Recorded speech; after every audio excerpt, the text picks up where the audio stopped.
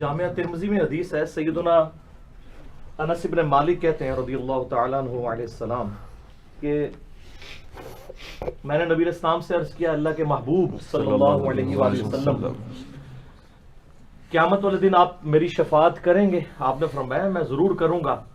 تو انہوں نے کہا یا رسول اللہ پھر مجھے بتائیں میں آپ کو میدان محشر میں کہاں تلاش کروں؟ تو آپ علیہ السلام نے فرمایا کہ تم حوض کوثر پہ آ جانا جہاں میں اپنے پیاسے امتیوں کو مشروب پلا رہا ہوں۔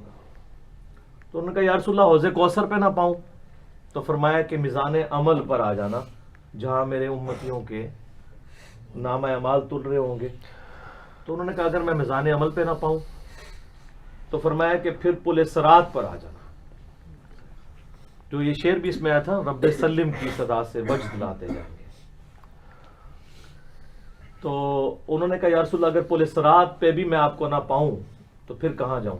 تو آپ نے فرمایا میں ان 3 جگہوں کے علاوہ کسی اور جگہ پر نہیں ہوں گا۔